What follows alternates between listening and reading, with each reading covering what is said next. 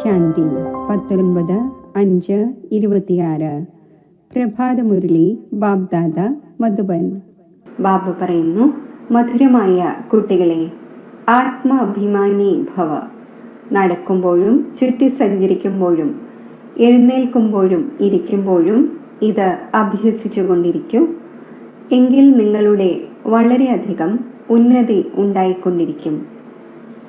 ചോദ്യം: ബാബയുടെ ആക്യുറേറ്റ് ഓർമ്മ ഏത് കുട്ടികളുടെ ബുദ്ധിയിലാണ് നിലനിൽക്കുന്നത്? ഉത്തരം: ബാബയെ ആക്യുറേറ്റായി അറിഞ്ഞ കുട്ടികൾക്ക്. പല കുട്ടികളും പറയുന്നു, ബിന്ദുവിനെ എങ്ങനെയാണ് ഓർമ്മിക്കുക? ഭക്തിയിലാണെങ്കിൽ അഖണ്ഡ ജ്യോതിയായി മനസ്സിലാക്കി ഓർമ്മിച്ചു വന്നു. ഇപ്പോൾ ബിന്ദു എന്ന് പറഞ്ഞ് കുഴങ്ങിപ്പോകുന്നു. അതിനാൽ ആദ്യം ഈ നിശ്ചയം ഉണ്ടാകണം, ബാബ അഖണ്ഡ ജ്യോതി അല്ല, ബാബ അതിസൂക്ഷ്മ ബിന്ദുവാണ്. അപ്പോൾ ഓർമ്മ ആക്യുറേറ്റായി നിലനിൽക്കും. ഓം ശാന്തി. എല്ലാ കുട്ടികളും ഓർമ്മയിലിരിക്കുകയാണ്. മന്മനാഭവ. ഇത് വാസ്തവത്തിൽ സംസ്കൃത വാക്കല്ല.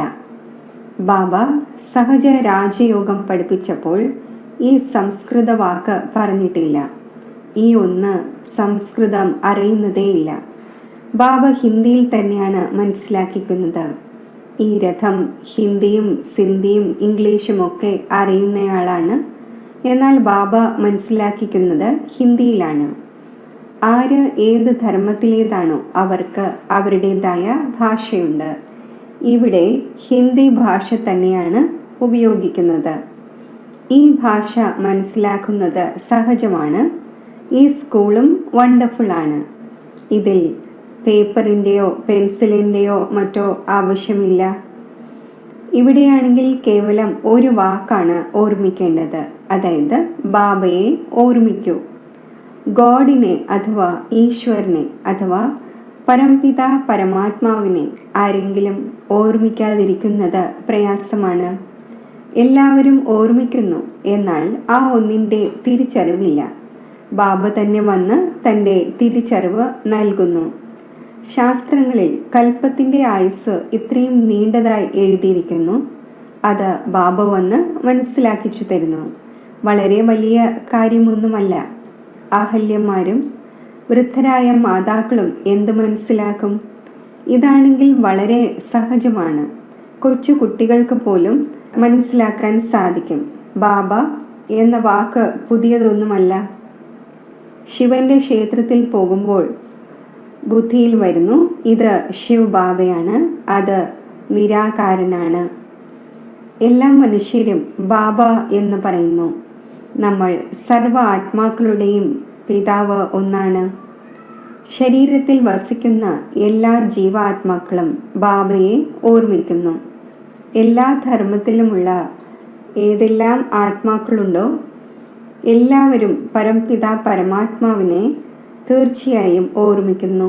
ആ ഒന്ന് പരംധാമിൽ വസിക്കുന്ന പിതാവാണ്. നമ്മളും അവിടെ വസിക്കുന്നവരാണ്. ഇപ്പോൾ കേവലം ബാബയെ ഓർമ്മിക്കേണ്ടതുണ്ട്. നമുക്ക് പാവനമാകണം എന്ന് ആഗ്രഹിക്കുന്നുമുണ്ട്, വിളിക്കുന്നുമുണ്ട്, ഹേ പതിതരെ പാവനമാക്കുന്നവനെ വരൂ. പുതിയ ലോകം പാവനമായിരുന്നു, ഇപ്പോൾ പിന്നെ പഴയതായിരിക്കുന്നു. ഇതിനെ പുതിയത് എന്നൊന്നും പറയില്ല.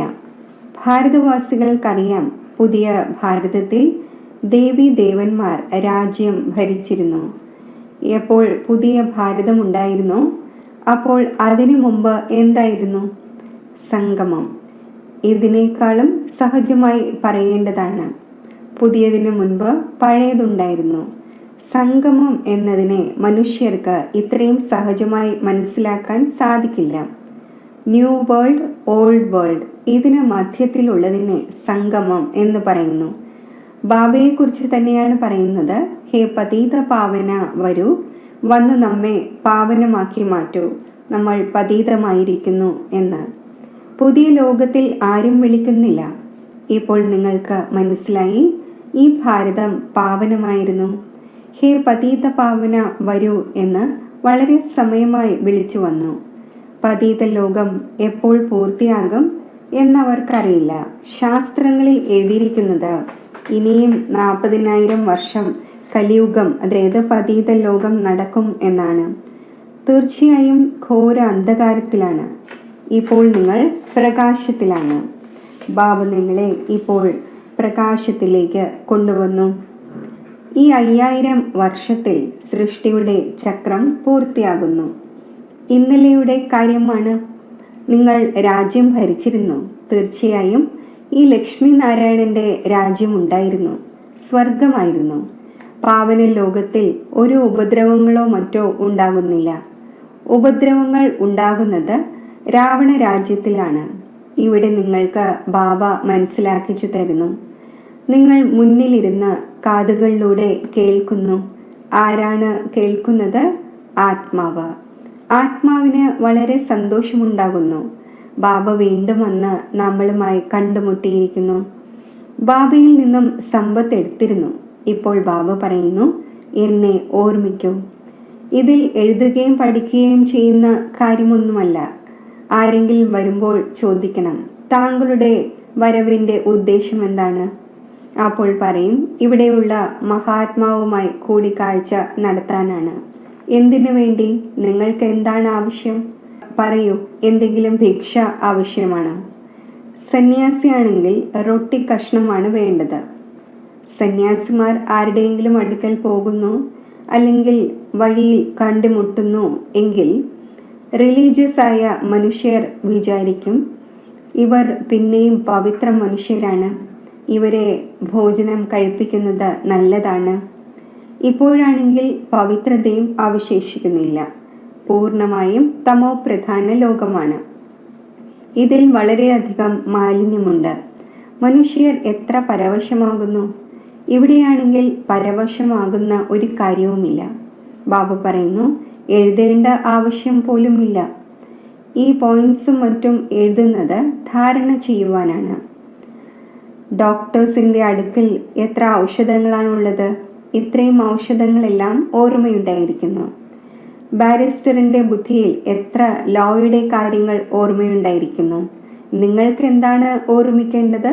ഒരു കാര്യം, അതും വളരെ സഹജമാണ്. നിങ്ങൾ പറയുന്നു, ഒരു ശിവ് ബാബയെ ഓർമ്മിക്കൂ. അവർ പറയുന്നു, ശിവ് ബാബ എങ്ങനെ വരും?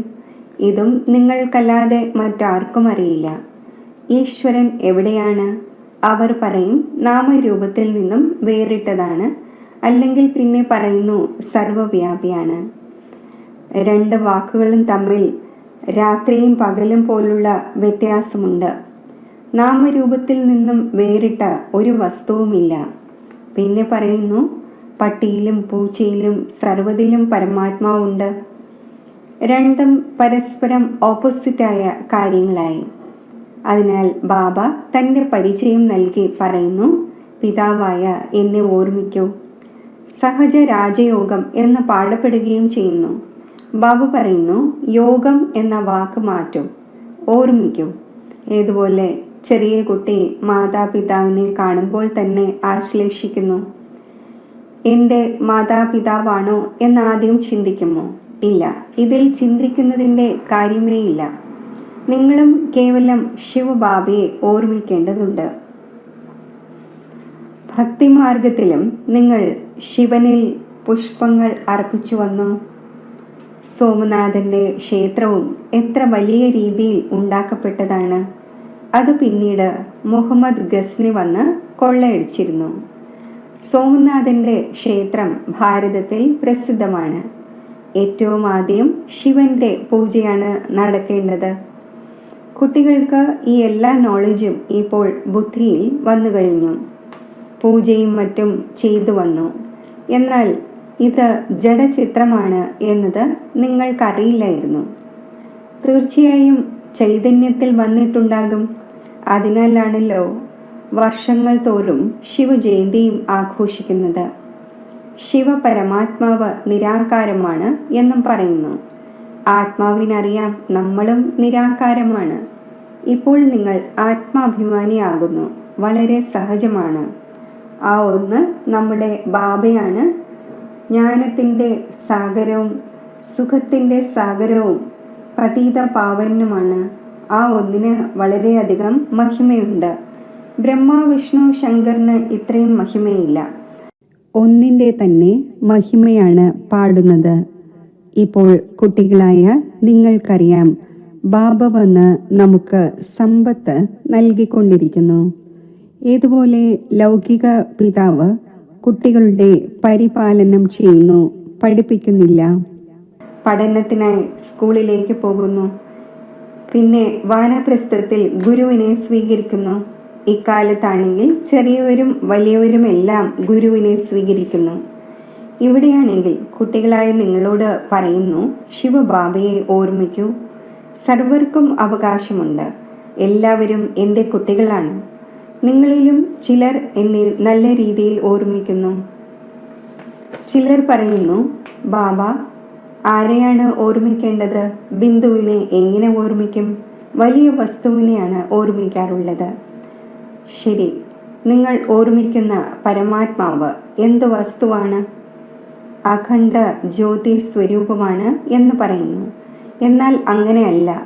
അഖണ്ഡ ജ്യോതിയെ ഓർമ്മിക്കുന്നത് റോങ് ആയി പോകുന്നു. ഓർമ്മയും ആക്യുറേറ്റ് ആയിരിക്കണം. ആദ്യം ആക്യുറേറ്റായി അറിയണം. ബാബ തന്നെയാണ് വന്ന് തൻ്റെ പരിചയം നൽകുന്നത്. പിന്നെ കുട്ടികളെ മുഴുവൻ സൃഷ്ടിയുടെയും ആദി മധ്യ അന്ത്യത്തിൻ്റെ സമാചാരവും കേൾപ്പിക്കുന്നു, ഡീറ്റെയിലായും നട്ഷലായും. ഇപ്പോൾ ബാബ പറയുന്നു, കുട്ടികളെ നിങ്ങൾക്ക് പാവനമാകേണ്ടതുണ്ട്. അതിനുവേണ്ടി ഒരേ ഒരു ഉപായമാണുള്ളത്. എന്നെ ഓർമ്മിക്കൂ. എന്നെ പറയുന്നത് തന്നെ പതീത പാവനൻ എന്നാണ്. ആത്മാവിന് പാവനമാകേണ്ടതുണ്ട്. ആത്മാവ് തന്നെയാണ് പറയുന്നത്, നമ്മൾ പതീതമായിരിക്കുന്നു. നമ്മൾ പാവനമായിരുന്നു, ഇപ്പോൾ പതീതമാണ്. സർവരും തമോ പ്രധാനമാണ്. ഓരോ വസ്തുവും ആദ്യം സതോ പ്രധാനവും പിന്നെ തമോ പ്രധാനവുമാകുന്നു. ആത്മാവ് സ്വയം പറയുന്നു, ഞാൻ പതീതമായിരിക്കുന്നു, എന്നെ പാവനമാക്കി മാറ്റൂ. ശാന്തിധാമത്തിൽ പതീതരില്ല. ഇവിടെ പതീതരും ദുഃഖിതരുമാണ്. എപ്പോഴാണോ പാവനമായിരുന്നത് അപ്പോൾ സുഖമുള്ളവരായിരുന്നു. ആത്മാവ് തന്നെയാണ് പറയുന്നത്, നമ്മളെ പാവനമാക്കി മാറ്റൂ. അപ്പോൾ നമ്മൾ ദുഃഖത്തിൽ നിന്നും മുക്തമാകട്ടെ. നിങ്ങൾ മനസ്സിലാക്കുന്നു, ആത്മാവ് തന്നെയാണ് സർവ്വതും ചെയ്യുന്നത്. ആത്മാവ് തന്നെയാണ് ജഡ്ജും ബാരിസ്റ്ററും മറ്റും ആകുന്നത്. ആത്മാവ് തന്നെയാണ് പറയുന്നത്, ഞാൻ രാജാവാണ്, ഞാൻ ഇന്നയാളാണ്. ഇപ്പോൾ ഈ ശരീരം ഉപേക്ഷിച്ച് മറ്റൊന്ന് എടുക്കേണ്ടതുണ്ട്. ഇതിനെയാണ് ആത്മാഭിമാനി എന്ന് പറയുന്നത്. ദേഹം ഉണ്ടായിരിക്കുമ്പോഴും ആത്മാഭിമാനി. രാവണന്റെ രാജ്യത്തിൽ ദേഹാഭിമാനിയാണ്. ഇപ്പോൾ തന്നെയാണ് ബാബ ആത്മാഭിമാനി ആക്കുന്നത്. ഈ സമയം ആത്മാവ് പതീതവും ദുഃഖിയുമാണ്. എല്ലാവരും ഹേ ബാബ വരൂ എന്ന് വിളിക്കുന്നു. ഇതും നിങ്ങൾ അറിയുന്നുണ്ട്. ഡ്രാമ പ്ലാൻ അനുസരിച്ച് പതീതത്തിൽ നിന്നും പാവനവും പാവനത്തിൽ നിന്നും പതീതവുമായി വന്നു. ചക്രം തിരിഞ്ഞുകൊണ്ടിരിക്കുന്നു. ഇപ്പോൾ നിങ്ങളുടെ ബുദ്ധിയിലിരിക്കുന്നു, നമ്മൾ 84 ജന്മങ്ങൾ എങ്ങനെ എടുത്തു. ഇപ്പോൾ ഈ കാര്യങ്ങൾ മറന്നു പോകരുത്. സ്വദർശന ചക്രധാരിയായിരിക്കൂ. എഴുന്നേൽക്കുമ്പോഴും ഇരിക്കുമ്പോഴും നടക്കുമ്പോഴും ചുറ്റി സഞ്ചരിക്കുമ്പോഴും ബുദ്ധിയിൽ നമുക്ക് മുഴുവൻ ജ്ഞാനവുമുണ്ട്. നിങ്ങൾ മനസ്സിലാക്കുന്നു, പരിധിയില്ലാത്ത ബാബയിൽ നിന്നും നമ്മൾ പരിധിയില്ലാത്ത സമ്പത്ത് എടുത്തുകൊണ്ടിരിക്കുന്നു. ബാബ കുട്ടികൾക്ക് മനസ്സിലാക്കിച്ചു തരുന്നു, നിങ്ങൾക്ക് ഒരു ബാബയെ തന്നെ ഓർമ്മിക്കേണ്ടതുണ്ട്. ബാബയെ ഓർമ്മിക്കണം, റൊട്ടി കഷ്ണം കഴിക്കണം, ഇത്രമാത്രം. മധുരമധുരമായ വളരെ കാലം വേർപിരിഞ്ഞ ശേഷം തിരിച്ചു കിട്ടിയ കുട്ടികളോട് ബാബ അടിക്കടി പറയുന്നു, കുട്ടികളെ, വയറിന് കേവലം ഒരു റൊട്ടി കഷ്ണമാണ് കഴിക്കേണ്ടത്. വയർ അധികം ഭക്ഷിക്കുന്നില്ല. 1/4 കിലോ ആട്ടയാണ് കഴിക്കുന്നത്. ദാൽ, റോട്ടി, അത്രമാത്രം. 10 രൂപ കൊണ്ടും മനുഷ്യൻ്റെ വയർ നിറയുന്നു. 10,000 കൊണ്ടും വയറിനെ ഊട്ടുന്നു. ദരിദ്രർ കഴിക്കുന്നത് തന്നെ എന്താണ്? എന്നിട്ടും ആരോഗ്യവും ബലിഷ്ഠവുമായിരിക്കുന്നു. പല പല വസ്തുക്കൾ മനുഷ്യൻ കഴിക്കുമ്പോൾ കൂടുതൽ രോഗമുണ്ടാകുന്നു. ഡോക്ടർമാരും പറയുന്നു, ഒരു പ്രകാരത്തിലുള്ള ഭക്ഷണം കഴിക്കുകയാണെങ്കിൽ രോഗമുണ്ടാകില്ല. ബാബയും മനസ്സിലാക്കിച്ചു തരുന്നു, റൊട്ടി കഷ്ണം കഴിക്കൂ, എന്ത് ലഭിച്ചോ അതിൽ സന്തോഷമായിരിക്കൂ. ദാൽ റോട്ടി പോലെ മറ്റൊരു വസ്തുവുമില്ല. കൂടുതൽ അത്യാർത്തിയും പാടില്ല. സന്യാസിമാർ എന്താണ് ചെയ്യുന്നത്? വീടും കുടുംബവും ഉപേക്ഷിച്ച് കാട്ടിലേക്ക് പോകുന്നു. തത്വത്തെ പരമാത്മാവായി മനസ്സിലാക്കി ഓർമ്മിക്കുന്നു. ബ്രഹ്മത്തിൽ ലയിച്ചു ചേരും എന്ന് മനസ്സിലാക്കുന്നു. എന്നാൽ അങ്ങനെയല്ല. ആത്മാവ് അമരമാണ്. ലയിക്കുന്നതിൻ്റെ കാര്യമില്ല. ബാക്കി ആത്മാവ് പവിത്രവും അപവിത്രവുമാകുന്നു. നിങ്ങൾക്ക് എത്ര നല്ല ജ്ഞാനം ലഭിച്ചിരിക്കുന്നു. നിങ്ങൾ തന്നെയാണ് പ്രാപ്തി അനുഭവിക്കുന്നത്. പിന്നെ ഈ ജ്ഞാനം മറന്നു പോകുന്നു. വീണ്ടും പടിയിറങ്ങേണ്ടതുണ്ട്. ഇപ്പോൾ നിങ്ങളുടെ ബുദ്ധിയിൽ മുഴുവൻ ജ്ഞാനവും ഇരിക്കുകയാണ്. നമ്മൾ 84 ജന്മങ്ങൾ എങ്ങനെയാണ് എടുക്കുന്നത്? ഈ പാർട്ട് ഒരിക്കലും ആരുടെയും അവസാനിക്കുന്നില്ല. ഇത് മുൻകൂട്ടി തയ്യാറാക്കപ്പെട്ട ഡ്രാമയാണ്. അത് തിരിഞ്ഞുകൊണ്ട് തന്നെ ഇരിക്കുന്നു. ഭഗവാൻ എപ്പോൾ, എങ്ങനെ, എവിടെ ഇരുന്ന് തയ്യാറാക്കി എന്ന് പറയുവാൻ സാധിക്കില്ല. അങ്ങനെയല്ല. ഇത് തുടർന്ന് വരിക തന്നെയാണ് ചെയ്യുന്നത്. വേൾഡിൻ്റെ ഹിസ്റ്ററി, ജോഗ്രഫി റിപ്പീറ്റ് ആയിക്കൊണ്ടിരിക്കുന്നു. ഈ കാര്യങ്ങൾ ആരും മനസ്സിലാക്കുന്നില്ല. നിങ്ങൾക്കറിയാം, നമ്മൾ ഡ്രാമ പ്ലാൻ അനുസരിച്ച് വന്നിരിക്കുന്നു. ഇപ്പോൾ വീണ്ടും ഡ്രാമ അനുസരിച്ച് രാജ്യം നേടിക്കൊണ്ടിരിക്കുന്നു. ഈ കാര്യങ്ങൾ മറ്റാർക്കും മനസ്സിലാക്കാൻ സാധിക്കില്ല. ഡ്രാമ സർവശക്തിവാനാണോ അതോ ഈശ്വരൻ സർവശക്തിവാനാണോ എന്ന് ചോദിക്കുന്നു. അപ്പോൾ പറയും, ഈശ്വരൻ സർവശക്തിവാനാണ്. ആ ഒന്നിന് എന്തും ചെയ്യാൻ സാധിക്കും എന്ന് മനസ്സിലാക്കുന്നു. ബാബ പറയുന്നു, ഞാനും ഡ്രാമയുടെ ബന്ധനത്തിൽ ബന്ധിക്കപ്പെട്ടിരിക്കുന്നു. പതീതരെ പാവനമാക്കുവാനായി എനിക്ക് വരേണ്ടി വരുന്നു. നിങ്ങൾ സത്യയുഗത്തിൽ സുഖമുള്ളവരായി മാറുന്നു. ഞാനും പരംധാമത്തിൽ പോയി വിശ്രമിക്കുന്നു. നിങ്ങൾ ശിരസിൽ കയറുന്നു. സിംഹത്തിൻ്റെ പുറത്താണ് നിങ്ങളുടെ സവാരി. നിങ്ങൾക്കറിയാം, സെക്കൻഡ് ബൈ സെക്കൻഡ് അത് എന്താണോ നടന്നുകൊണ്ടിരിക്കുന്നത് അത് ഡ്രാമയിൽ അടങ്ങിയിട്ടുള്ളതാണ്. നിങ്ങൾ കുട്ടികൾക്ക് എത്ര നല്ല നോളജ് ഉണ്ട്. ഇപ്പോൾ ബാബയെയും സമ്പത്തിനെയും ഓർമ്മിക്കൂ. ഇത്രമാത്രം. പേപ്പറിൻ്റെയോ പെൻസിലിൻ്റെയോ മറ്റോ ആവശ്യമൊന്നുമില്ല. ബ്രഹ്മബാബയും പഠിക്കുന്നു. ഇദ്ദേഹം ഒന്നും വയ്ക്കുന്നില്ല. കേവലം ബാബയെ ഓർമ്മിക്കണം. അപ്പോൾ സമ്പത്ത് ലഭിക്കും. എത്ര സഹജമാണ്. ഓർമ്മയിലൂടെ നിങ്ങൾ എവർ ഹെൽത്തി ആകും. ഇതാണ് ധാരണയുടെ കാര്യം. എഴുതുന്നതിലൂടെ എന്ത് നേട്ടമുണ്ടാകും? ഇതെല്ലാം വിനാശമായി പോകും. എന്നാൽ ചിലർ ഓർമ്മ വയ്ക്കുന്നതിനായി എഴുതുന്നു. ഏതെങ്കിലും കാര്യം ഓർമ്മിക്കേണ്ടതുണ്ട് എങ്കിൽ വസ്ത്രത്തിൽ കെട്ടിടുന്നത് പോലെ നിങ്ങളും വസ്ത്രത്തിൽ കെട്ടിടൂ. ശിവ് ബാബയെയും സമ്പത്തിനെയും ഓർമ്മിക്കണം. ഇതാണെങ്കിൽ വളരെ സഹജമാണ്. യോഗം എന്നാൽ ഓർമ്മ. പറയുന്നു, ബാബ ഓർമ്മ നിലനിൽക്കുന്നില്ല. യോഗത്തിൽ എങ്ങനെ ഇരിക്കണം? ലൗകിക അച്ഛൻ്റെ ഓർമ്മ എഴുന്നേൽക്കുമ്പോഴും ഇരിക്കുമ്പോഴും നടക്കുമ്പോഴും ചുറ്റി സഞ്ചരിക്കുമ്പോഴും ഉണ്ടായിരിക്കുന്നു. നിങ്ങളും കേവലം ഓർമ്മിക്കൂ. ഇത്രമാത്രം. തോണി അക്കരെ എത്തും. ശരി. മധുരമധുരമായ സിഖിലതെ കുട്ടികൾക്ക് മാതാവും പിതാവുമായ ബാബ്ദാദയുടെ സ്നേഹസ്മരണകൾ. Good morning. ആത്മീയ അച്ഛൻ്റെ ആത്മീയ കുട്ടികൾക്ക് നമസ്തേ. ധാരണയ്ക്കുള്ള മുഖ്യസാരം: സ്വദർശന ചക്രധാരിയായി 84ൻ്റെ ചക്രം ബുദ്ധിയിൽ തിരിച്ചു കൊണ്ടിരിക്കണം. പരിധിയില്ലാത്ത ബാബയെ ഓർമ്മിച്ച് പരിധിയില്ലാത്ത സമ്പത്ത് നേടണം. പാവനമാകണം. ഏതൊരു വസ്തുവിൻ്റെയും അത്യാർത്തി കാണിക്കരുത്. എന്ത് ലഭിച്ചോ അതിൽ സന്തോഷമായിരിക്കണം. റൊട്ടി കഷ്ണം കഴിക്കണം. ബാബയുടെ ഓർമ്മയിലിരിക്കണം. വരദാനം: സർവരുടെയും ഹൃദയത്തിലെ രഹസ്യങ്ങൾ അറിഞ്ഞ് സർവരെയും തൃപ്തരാക്കുന്ന സദാ വിജയിയായി ഭവിക്കട്ടെ. വിജയി ആകുന്നതിനു വേണ്ടി ഓരോരുത്തരുടെയും ഹൃദയത്തിലെ രഹസ്യത്തെ അറിയണം. ആരുടെയെങ്കിലും വായിൽ നിന്നും വരുന്ന വാക്കുകളിലൂടെ അവരുടെ ഹൃദയത്തിലെ രഹസ്യത്തെ അറിയൂ. അപ്പോൾ വിജയി ആകുവാൻ സാധിക്കും. എന്നാൽ ഹൃദയത്തിലെ രഹസ്യം അറിയുന്നതിനു വേണ്ടി അന്തർമുഖത ആവശ്യമാണ്.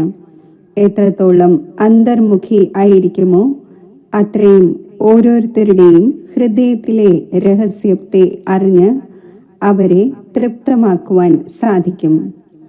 തൃപ്തമാക്കുന്നവർ തന്നെയാണ് വിജയി ആകുന്നത്.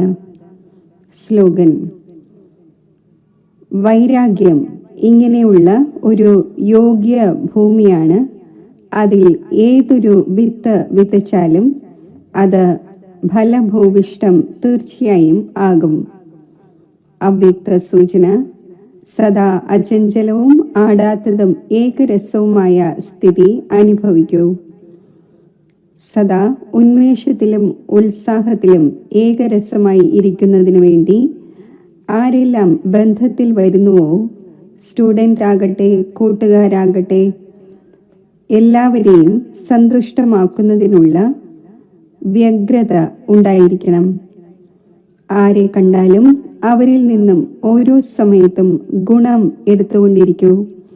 സർവരുടെയും ഗുണങ്ങളുടെ ബലം ലഭിക്കുന്നതിലൂടെ സദാകാലത്തേക്ക് ഉത്സാഹം ഏകരസമായി നിലനിൽക്കും. ഗുണഗ്രാഹിയാകൂ. അവഗുണങ്ങളെ കണ്ടും കാണാതിരിക്കൂ. ഓം ശാന്തി.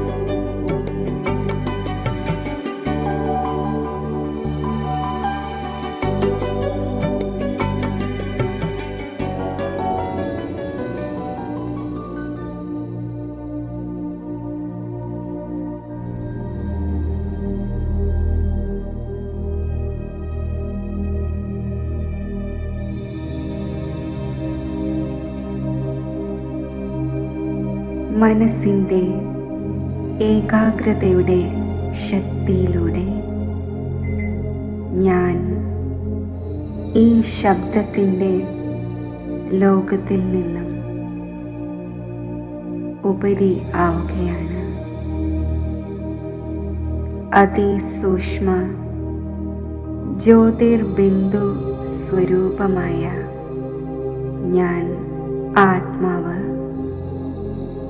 ഒരു സെക്കൻഡിൽ ശബ്ദത്തിനുപരിയായ എൻ്റെ സ്വീറ്റ് സൈലൻസ് ഹോമിൽ എത്തിച്ചേരുകയാണ്.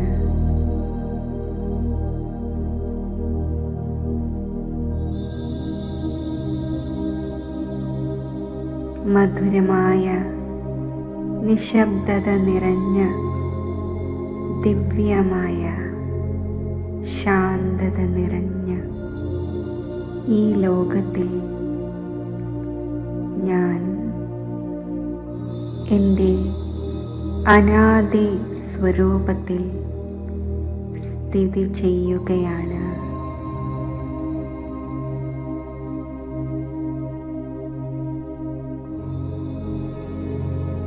എൻ്റെ മാതാവും പിതാവുമായ ശിവപരമാത്മാവിൻ്റെ സമീപത്ത്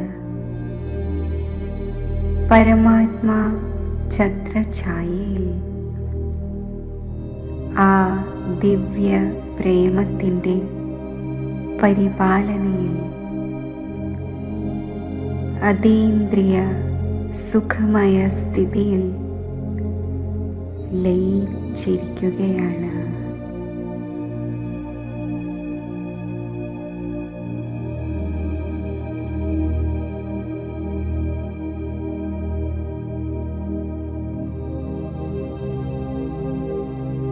ഈ ദിവ്യ സ്നേഹത്തിൻ്റെ ഛത്രഛായയിൽ ഞാൻ സർവ വരദാനങ്ങൾ കൊണ്ടും സമ്പന്നമായി സന്തുഷ്ടമണി ആയിരിക്കുന്നു.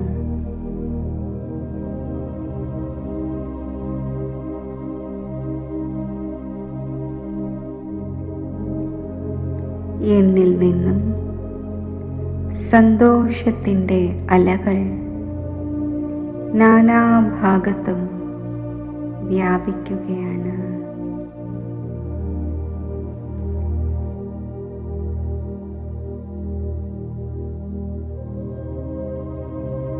ശബ്ദത്തിൻ്റെ ലോകത്തിൽ പല പല ചിന്തകളാൽ, പല പല വിഘ്നങ്ങളാൽ പരവശരായ ആത്മാക്കളിൽ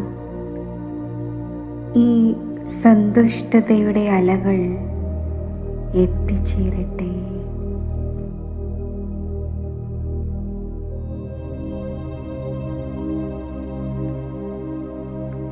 പരിപാവനമായ ഈശ്വര സ്നേഹത്തിൻ്റെയും സന്തോഷത്തിൻ്റെയും ഈ കിരണങ്ങൾ അവരുടെ ആത്മാവിനെ സ്പർശിച്ച് അവരെയും സന്തുഷ്ടമണിയാക്കി മാറ്റട്ടെ.